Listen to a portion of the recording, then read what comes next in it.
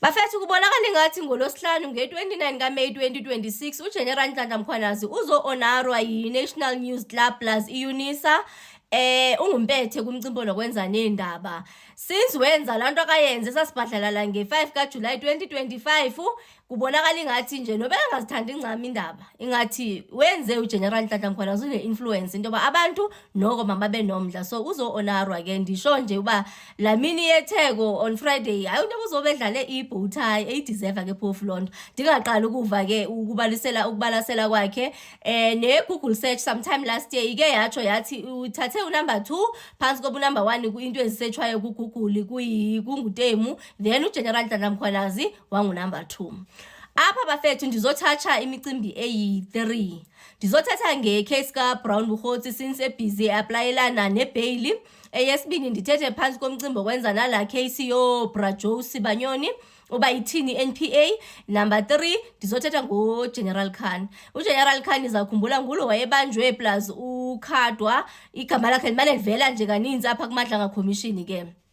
Lo General Khan futhi owenza into yoba uMalema afuna ukudla uGeneral Nhlanhla Mkhwanazi ngamazinyo. Since uGeneral Nhlanhla Mkhwanazi wathi ukudibana kwakhe noMalema it was through General Khan. Lo General Khan lo bafethu ubalekele ecourt seke eHigh Court ufuna ukuyo interdicta ukuyo blocka into yoba amapolisa agowe through ifoni yakhe. So ingathi nje since kwenziwe la search and seizure ufuna ukuba makuthiwe i-unconstitutional lanto i-unlawful bablockwe bangakwazi ukungena phi kuma-device wakhe. That is still a developing story.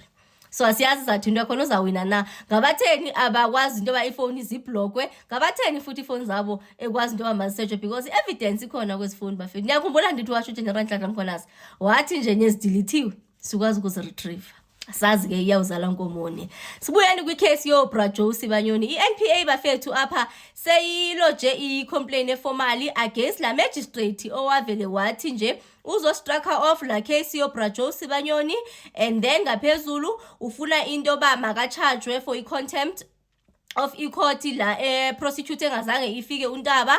Then i-NPA ke ngoku yaba nayo into ethi hayi man isafuna uke izenzele i-investigation i-understand into yoba kutheni untaba lona engazange appear ecourt. Hayi ke babuya nento ethi ababoni into yoba umagistrate wathatha i-decision nje right, bafila into yoba waba harsh because untaba utshilo izizathu zakhe ngoko bokuthiwe wayesabela impilo yakhe. So sebeze nento engathi iyaphathaphatheka ngoku. Ikhona into ethi untaba lona uthi wayifumana i-threat ethi nje azakhe nje alibeke phe court kuyoba lisuku lakhe lokugqibela bazomcibisa amafu aze afike nje phe court, which is why akathini engazange afike. So ngoku i-NPA iseyiloje i-complaint eformally against umagistrate uqobo.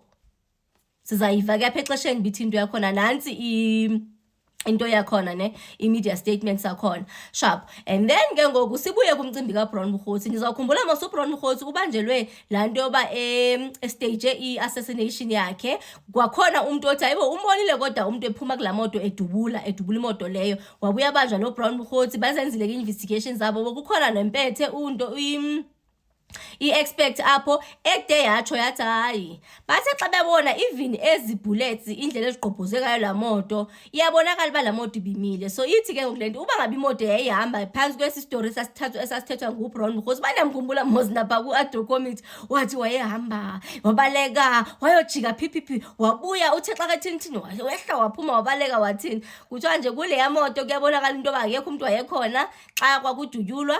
So as if yena mos wathi badubula sesengaphakathi kuzaphuma baleke, but nje kuthiwa nje kwakungekho muntu ngaphakathi kwemoto.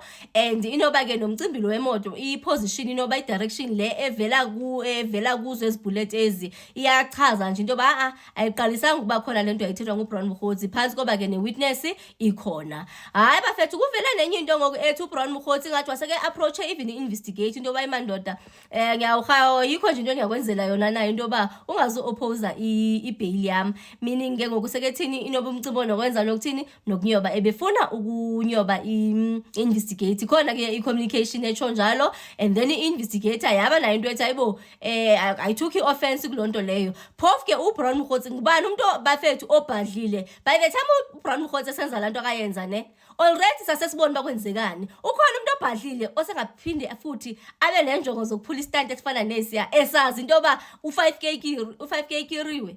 Hayi andiyazi into kaBrown because but ke siyayibona nje balamaphoyisa wethu njengoba sicingile into yoba besinamaphoyisa nje okumele into yoba inoba anengqondo okumele bazibhadlile for ukubamba izigebengu ezi. Abafethu ingathi vice versa ingqondo zabo because nangoku uyazibuza into yoba kuyo yonke lento still xa basabanjwa nento ezirong, basabanjwa namadocket, basabanjwa nezibhamu ezingekho semthethweni ezingekho right, besazi balindele phofu into yoba bazobotshwa kodwa still amapolisa xa yobabamba abafumana nezinto ezingekho right. Nithi nje amapolisa ethu right apha engqondweni okanye ithini nani understand because ifana yena lo osanda kubanjwa ngoku captain Makgotlo lona. Ukapteni Makgotlo naye bafethu bafumele nje into ezingaqondakala incama pha kuye. Njani? Bafumele nama report pha kuye. Unlicensed firearm pha kuye. Ebesazi bamapolisa asendleleni into lento esenza mabagcine izinto. Ngapha osejini fana inkosi babanjwe lento ezingaqondakala. Kanti ithini lento? Ngapha General Khan bathi nje ifone zabo bafuna ba mazibhlokwe ngoba kucacile ba ikhona lento wrong pha kwezifone ezi.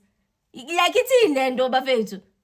Andiyazi but ke those are the updates when it comes to umcimbi wezinto njengathi ziyelelene nemadlanga commission. Umcimbi wethu nje useselapho ayike ngapha nje nosotheni nje into yakhe nje isatshonisa inyusa lo tshona ngokubulala uwitness D but nje sithandi noba uyawazithatha wazisondeza not once kulana apho kwathi kwabulawa khona bani uwitness D ukuthi istory sakhona nje asibambeki incama sivakala into yoba uthi wayeyothini ngapha utsho kwayena into yoba uViandri wayeke waba nayo into yokum-approacha into yoba imani lo muntu sifuna into yoba asuke endleleni ingathi nokusiphazaphazamisa nje amagama anjalo but nje efuna ukuthi yena akazi efuna ukukhanyela kwalonto leyo. Ube yawuzalana inkomboni bafethu asiyasi ngapha uGeneral Sinona I think on my previous post bengike ndasho ndathi uGeneral Sinona kuthiwa i-upliftiwe i-suspension yakhe ubuyele emsebenzini. Ngapha nizamkhumbula uKagisoli Rutla lo bekabanje noBrigadier Julius Mkhwanazi then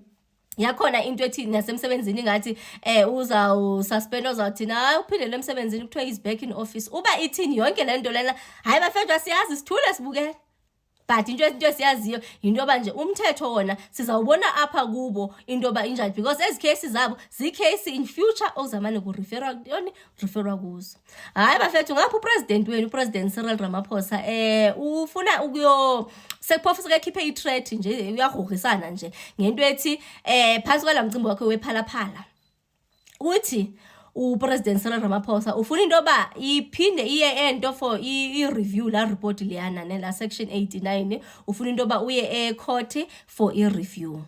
And ke ngongapha bebebhizi bafuna ukuqhuba umcimbi okwenza ne-impeachment process. Ngapha uthi yena ufuna into yoba i-review lena iqhubeke qala kune-impeachment or else uzavele interdicte kwa-impeachment process lena. Ngapha kwi-impeachment process lamagama bokuthiwe ayafunwa ngu-National Assembly uSpeaker uThoko Didiza aphumile bafethu i-political parties sasitshilo mosathi i-ANC izawukhipha amagama ayi-9 but ibonakala ingathi ikhiphe 10 and then i-DA ikhipha 5 i-MK ikhiphe 3 i-AFF ikhiphe 2 then zonke ezinye political parties zikhiphe 1 so sebewakhiphile nje lo magama azathini azawuthi asithe in up then kwezi political parties nje eziphezudlwana ne-ANC abantu abalapho noko ni familiar nabo like ulobeke chaira i-ad committee uyiphathe and yala impeachment uxola naye uyiphathe and yala impeachment process. Sibuye kwi-MK